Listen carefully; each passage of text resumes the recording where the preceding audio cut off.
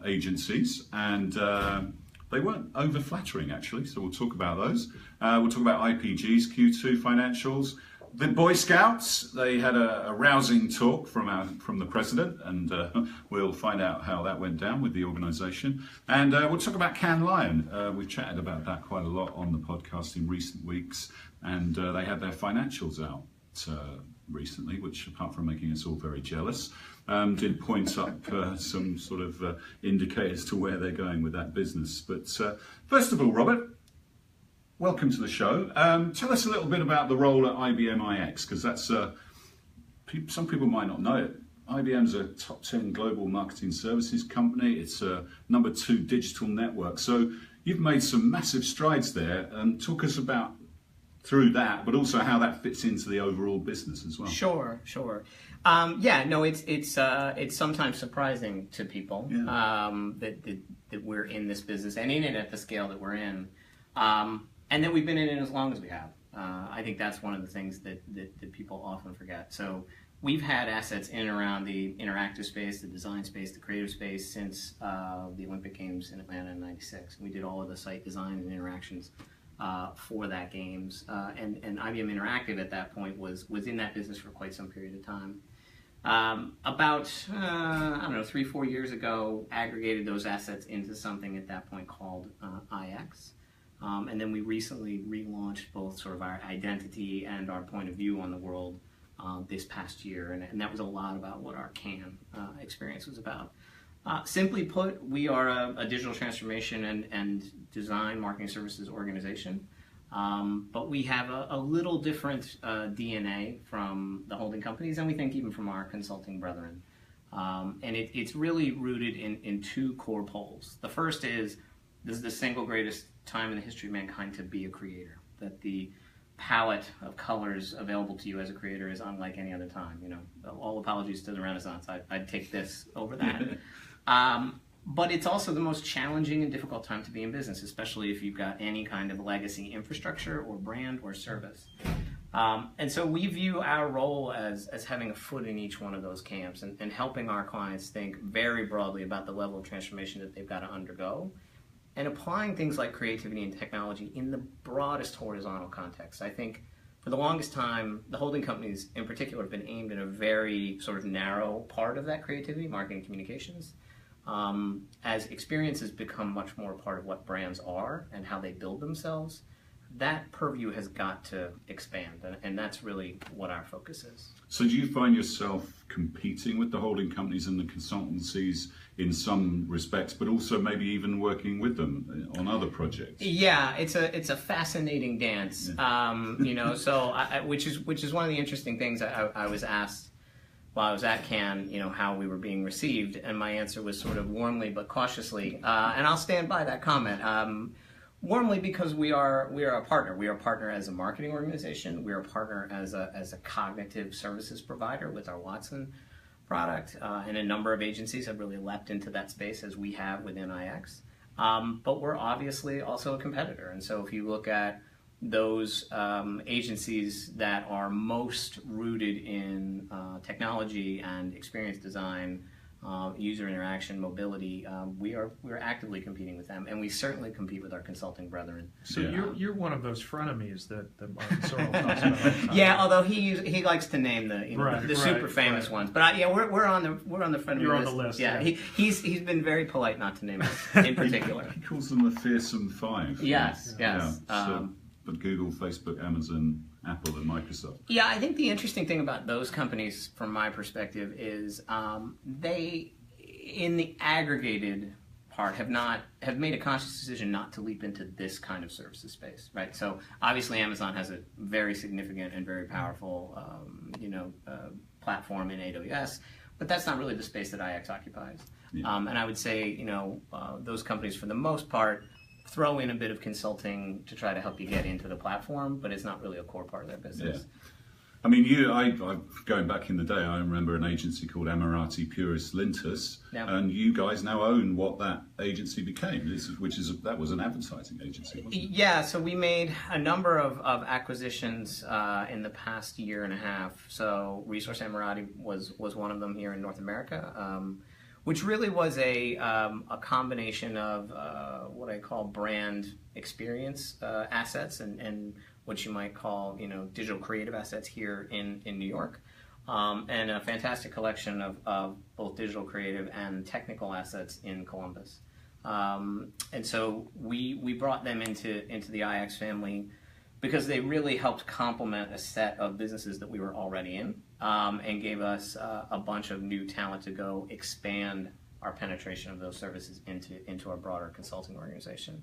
We also acquired Aperto, which is a similar kind of organization in Germany, XIO, which is a more web dev, commerce shop in Germany as well, and XPS, which is a division of Fluid that's really aimed at deploying cognitive experiences for retailers.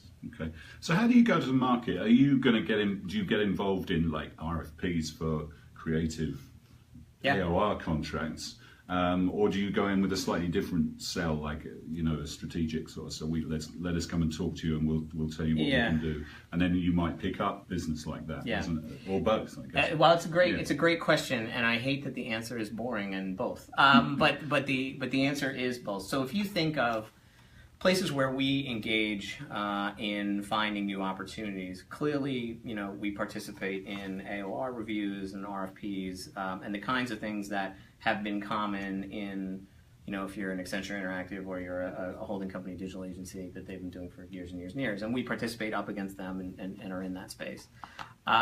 But we also participate in broader RFP engagements that IBM gets as a whole, where we might have a combination of platform like Watson with services like the broader GBS, and then our own sort of digital transformation marketing services in IX.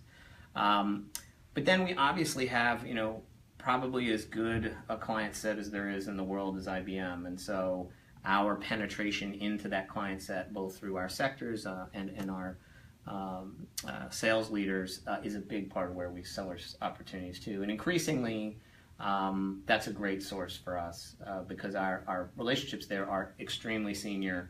They're often very, very long-standing, and we bring kind of a different perspective to those conversations. So that's been a huge source for us too. And you sort of came from the WPP world, and you were a marketing director at AT&T. It's not your job to figure out where WPP goes, but I mean, have you got any reflections about how the business is going to evolve? There's a bit of navel gazing going on, isn't there, across the board about whether the holding companies or should they pull out a can or whatever? Because Yeah, I mean, so there's a lot in that question. Let me see if I can tackle a few of them individually. I'll start with the can thing. Look, I think it's a mistake. I think the decision that Publicis made and the way that they did it, apparently, from my understanding, was I think difficult. I think it's difficult for their global agency networks. I think it's difficult for their creative community, and I think it raises more problems than it solves. So I understand that their perspective is, this isn't the conference we signed up to, and this isn't the festival we knew and loved, and it's not the same. And my perspective on that is for the industry to move forward, for it to accept the mantle that I think more and more client CEOs have invited it to have, which is, look, I want you to deploy creativity across my entire business. Don't just focus on the marketing communication side of things. I need transformation and growth across my entire franchise. Deploy that there, and I think the festival's doing an increasingly better job of expanding to meet that mandate, and I think, frankly, that's why we're in the business. My perspective is the holding companies, I think, have to accept that as well. So, to me, I think that's a little short-sighted. But I get the impulse. The impulse is this isn't what I'm familiar with, and this doesn't feel the same. Do you win Lions? Do you enter Lions? We have not yet, but it's on our list. I can assure you of that. Sure. So we've got something of a 3-year plan with Cannes. So last year was kind of our first real year there, and I think it was really just to understand what we looked like in that context. This year was a much bigger statement of intent, both in the amount of resource, the amount of folks that we brought to participate, and the footprint that we had. And it also tied into kind of this relaunch of our perspective and point of view on the world, this idea of building business by design. Next year, quite frankly, is all about winning awards. So we've set up a team that's focused on what that needs to be. And literally the next whatever's left, 340 some odd days between now and then, is really aimed at that. Yeah, it's fascinating stuff. I could talk. There's so many topics we could talk about, That's actually, okay. but we've only got a limited amount of time. I just want to talk about AI for a minute, because everyone was talking about it at Cannes, and we're doing a big issue on it. Yep. But when you actually dig beneath the surface and try and find some real AI applications in marketing or communications, it's a little bit more difficult to find the real substance. So. What do you see? Where do you see we're at the moment? In fact, I was at an event the other night where someone says, "Oh, I've been in AI 7 or 8 months," which makes me an expert. Where are we at the where are we at the moment? And how much is this going to change our industry? Yeah.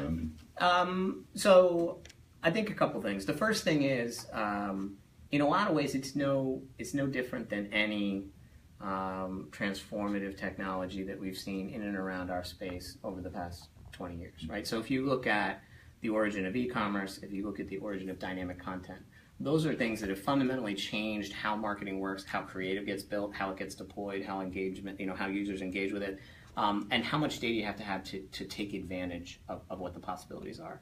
So, let's just take something boring and tired and over. I don't agree with that, but that's what a lot of people say, like email. Dynamic content has been in email for 15 years. It's been proven to be exponentially more effective in driving results and engagement. Yet you look at how many clients actually use dynamic content in email, it's like 25%. So here we are, a decade and a half in, and only a quarter of the clients are actually deploying the technology to its fullest. I think we've got something of that with AI, in that it causes you to have to think so fundamentally differently.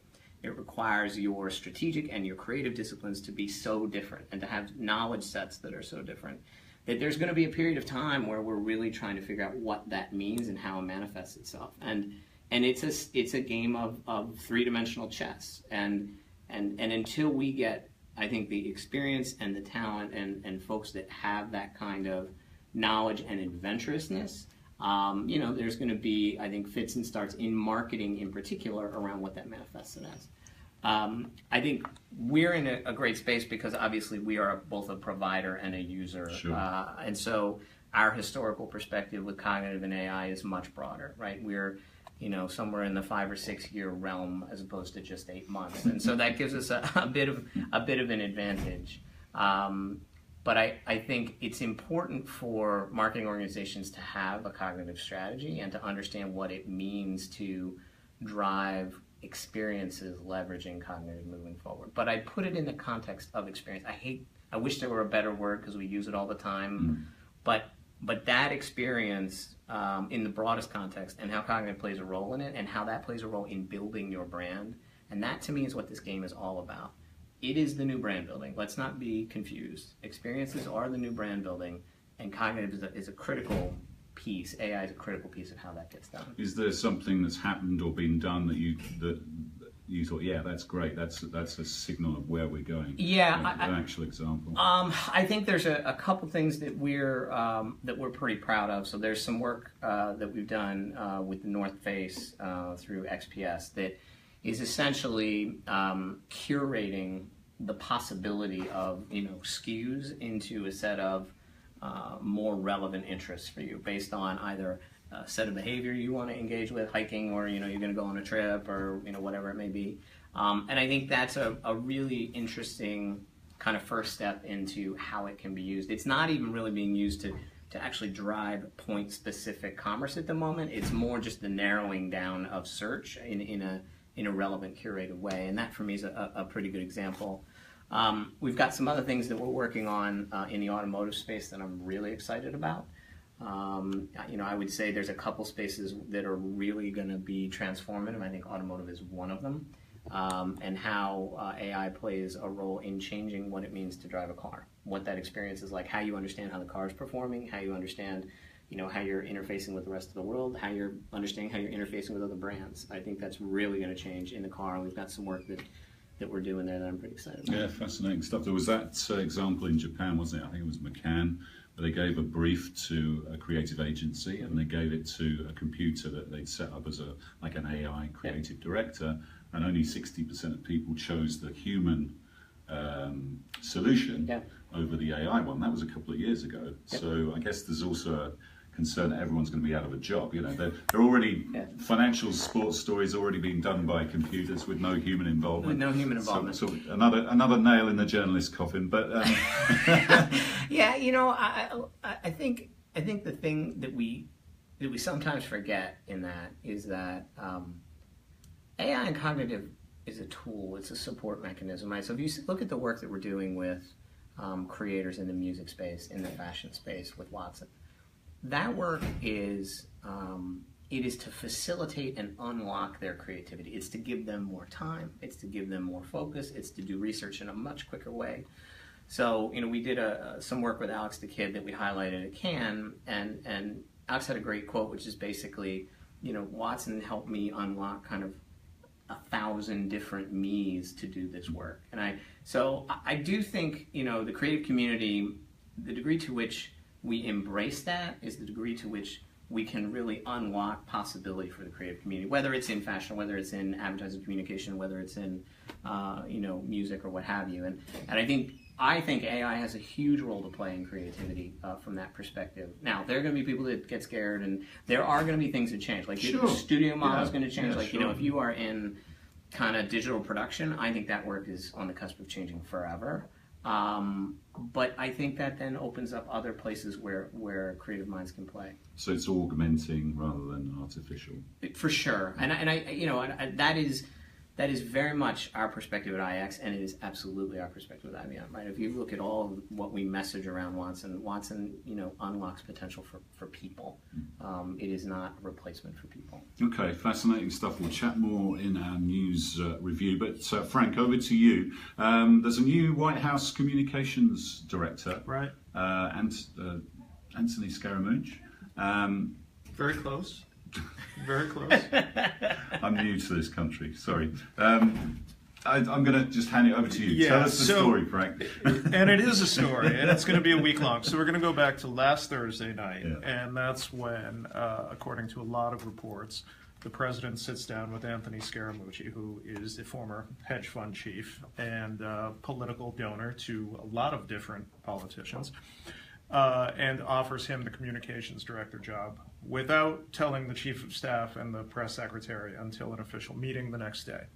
Sean Spicer, the White House press secretary, then quits. Sarah Huckabee Sanders is named to replace him as White House press secretary. And so over the weekend, Scaramucci does sort of the traditional tour of the morning shows, doesn't do anything too crazy over the weekend. And then this kind of rift starts to emerge between him and Reince Priebus, who would normally be his boss in a normal administration, would be the person he reports up to instead of directly to the president. And so one of Scaramucci's big things to do is to stop the leaks coming out of the White House, which he's been very loudly talking about. Vocally talking about, yes. So he's, last night his financial disclosure forms get leaked to Politico, and in a tweet he seemingly blames the chief of staff for leaking this. You can't make this stuff up. So he then deletes the tweet quickly, but it's on a lot of screenshots are taken, and it's out there now. So this morning, after a week ago saying that he and Priebus are, quote, like brothers, he calls into CNN and says they're like brothers like Cain and Abel. Okay. So, Does he love him? Because he professed love for so many people in his first press conference. He really did, and he blew kisses. He did to the media, actually. To my understanding, a rare bit of love for unprecedented. The press you know, just yeah. So, look, as people who follow these things and people who cover them, we're really in uncharted territory. It's gold, here. isn't it? It's hard to see a strategy.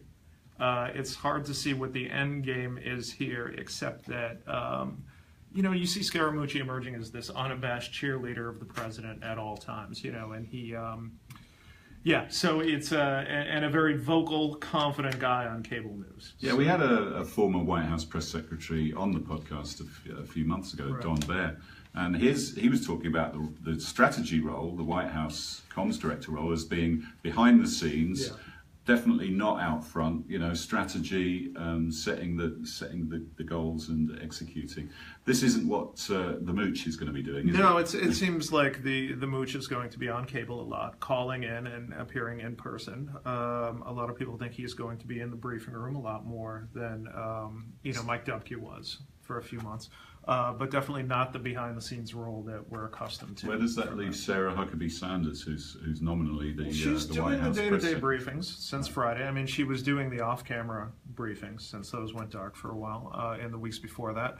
But she has a very normal press secretary job up until this point. So my big takeaway from the whole thing is I think a greater threat than AI and cognitive to PR and marketing communications would be hedge fund guys taking those jobs. I think that's a real thing we need to be worried about. They don't like the pay cut normally. This is a specific job. Well, he's still, if you believe his disclosure firms, he is set to make a lot of money in the next couple of months. So he's not hurting. Yeah. So the other thing about it too is that if there is a universal truth, and you're talking to people that work in the politics world and work in the business world, people that work in the business world look at politics and go, "Oh, this is easy. I could do this in my sleep." And then a lot of them get there and find out it's really difficult, complicated work. And it's not just about making a profit, right. is it? There's a lot more to it. Yeah. No, it's fascinating stuff. Yeah. We haven't even got time to go into all the other things like the transgender ban, bringing that back in, and the healthcare, etc. Yeah. But yeah, we'll no doubt come back to this in other shows. It's results season, Q2, first half. Omnicom had fairly disappointing results, so did IPG. But John Wren, the boss at Omnicom, he had some pretty harsh words for the PR part of his business, didn't he, in an analyst call? Yeah, that's so I'm going to read this quote out loud because I can't do the justice that it does itself. So, and this is John Wren, the CEO of Omnicom, saying, "In PR, what we're doing is adjusting some of the leadership, and typically you can take our people and see that we have hunters and farmers, and sometimes we get too many farmers in a place." And he goes on to say, "We've got to grab a few new hunters to start the place up. So these are all actionable areas. I can't promise you the day or the week that it's going to be fixed, but it's been identified and there are people working on it currently." So I would imagine that the executives over at Omnicom are sleeping less than they were a couple of weeks ago. Yeah, the interview with Karen Van Bergen, another former guest on the show, right, OPRG, suddenly was cancelled, wasn't it? Yeah, she had another engagement after that. Yeah. So yeah, you can almost literally feel the seats getting hotter. Yeah, but then actually Porter Novelli won an account, didn't yes. they? They did. They won Panasonic's account. That's right. That dates back to Q2. Yeah. So that would have, and it's interesting to point out that's a tech account, that's an electronics account, so that helps to make up for the HP loss. And David Gallagher, who's now at Omnicom PR right. Group, was at Ketchum, tweeted about that. So I said, "Was that good hunting then, David?" And he said, "Every village needs hunters, farmers, and DJs." But what? So good response, David. Yeah, I like that one. Can't say since ancient history class I've heard so much about hunters and gatherers. Yes, indeed. So IPG, which has been doing posting stellar results, even they were, which has really been the consistent standout. Among the PR firms and holding companies, they had a slight revenue decrease in Q2. So when IPG's PR firms are having a bad quarter, you have to think it's a bad quarter for everybody. Yeah, sure. Yeah. Robert, Omnicom's trying to integrate Sapient Nitro into its business, a massive company in that infrastructure space. So they're kind of reverse engineering that sort of offer into their offer. That's probably a hard. I don't know. Can you comment on that? On what that is a task or? Which I guess direction's they're trying. go? I mean, they're trying, I guess, to add on the bit that you were talking about, the Yep. wider part of the business consulting process and tech and IT process. Yeah, I mean, I guess I'll say this, and obviously, and this is not an original observation. Clearly, they've been at that for a while, and it's had its ups and downs. Mm-hmm. I think the thing I give them credit for is that asset. I think was a really wise asset to acquire. Yeah, big play as well. Well, because if you look around, there aren't that many technology consulting, system integration, deep understanding of experience, design, development kind of platforms walking around, and so they have one of those. So I think that's a really important asset for them to have. They've clearly got some stuff they gotta go do with that, but I think they deserve credit for that. I set that up wrongly because obviously I was talking about Publicis, not Omnicom. Yeah. I knew what you meant. Yeah. Sorry. No, it's okay. Before we annoy another holding company. Yeah. No. It's but I think they deserve credit for that. How it goes from here, I think, is a really interesting question. And obviously, I think this is something all the holding companies face. And there are so many different corners of brands and individual fiefdoms. The way that gets unified into delivery to clients, I think, is continues to be really challenging. And I think all of them have put some level of focus on this. I think Mark has put a huge amount of focus on that with the his whole horizontality. And I think they're going to continue to do that. It's where they can unlock value. Yeah. Frank, were you a Boy Scout? I was a Cub Scout for maybe 2 years max. Would you have enjoyed a rousing address like that? Where to start? I'm not even sure I can talk about the yacht part of the Trump speech. I don't even know if that's safe for our listeners and our viewers to get into. Oh, they've all been on yachts in Cannes, Yeah, doesn't sound like a yacht like the one Trump. No, that one was that was a creepy yacht. But yeah. So the president was speaking to the Boy Scouts quadrennial, to take one of Sir Martin's word. Yeah, for sure. Every 4 years they have a national jamboree. The president spoke at it. He delivered an unconventional speech to young, impressionable Boy Scouts, including the stories of a businessman on a yacht who had too many friends, and it went way off track. It was a children's book, wasn't it? I don't know which one, if it was. Anyway, how did the Scouts respond? For us. They were very quick to put out a statement the next morning saying, "Look, we're not a political group. The president always has a standing invitation to show up." And today, just a few hours ago, they apologized to people who were offended by it, which is not a spot that the Boy Scouts really want to be in. No, it's like some of the companies that suddenly come under the spotlight and they're like, whoa, what am I going to do? Yeah. All right, just let's finish on Cannes Lions. Right. We talked about that a little bit, but was it the first? They've been a public company, haven't they, for about a year now? Right. Which was why the Publicis decision was tricky, because they had all their investors in Cannes the next day, and Publicis dropped that bomb, which was can't have been completely coincidental. Well, especially because it's a French company. Yeah, exactly. Really but they're still making rather a lot of money, aren't they? Yes, they are. Just throwing money up in the air. The festival earned revenues of $82 million for Essential, and that's interesting in another way because the number of delegates were down by a pretty sizable amount. More than 10,000 paying delegates attend Cannes this year, and in recent years it's been north of 12,000, and the number of entries has dropped as well. So they are still making tons of money despite that. Yeah, for sure.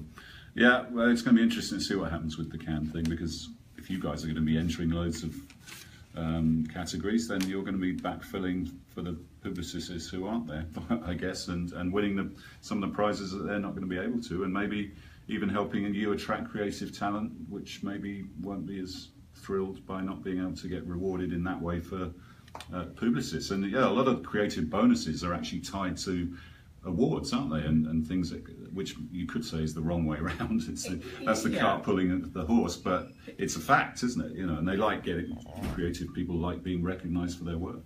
Yeah, I think there's, as we touched on briefly earlier, I think it's problematic for the creative community. I really do. Not because awards should be the goal, right? Client, performance is the goal, but the reality is, more than ever, we need creativity deployed against big business problems. And like I mentioned, CEOs of major companies have invited the marketing organizations to deploy creativity and their partners in a much broader way across the entire business. That is the invitation we have. Won't last forever, But that's the invitation we have. And I think, you know, whether it's Cannes or whether it's, you know, other creative recognition organizations, PRWeek Awards. Yeah, PRWeek Awards. They have to recognize as well that expansion is going on. And I think, as you know, service providers and partners to those brands, we have to provide creativity deployed across, you know, product development and product design and servicing and, you know, sales and sales re-engagement and all those kinds of areas to understand how experience can build brands more holistically across companies. And that to me is what this is about. That is what you know, the Festival of Cannes needs to broaden. I think is broadening to recognize, and I think that's the question on the table. You know, creativity in pursuit of a more narrow thing is we have a broader permission now, and I think we've got to accept that challenge. Yeah, fascinating stuff, and thanks for being a guest. Great talking to you, No, it was awesome Robert. to be here. Thanks, both. That was a pleasure. So, talking with the PRWeek Awards, we've launched the 2018 awards this week. So please do check those out. Some tweaks to the categories and the process, but it's always the Oscars of the PR industry. So make sure that's on your agenda. We've also launched our conference, a Swipe Right conference, which is in New York in October. We have CMO of IBM actually as one of our speakers, so it's good, really fantastic, and Facebook, sorry to mention Facebook, but we got Gary Briggs from Facebook, so it's going to be a great event and really interactive, a lot of fun this year, and a lot of great knowledge to be had on networking. So do check those out, but that's all we've got time for this week. We'll see you next time on the PR Week.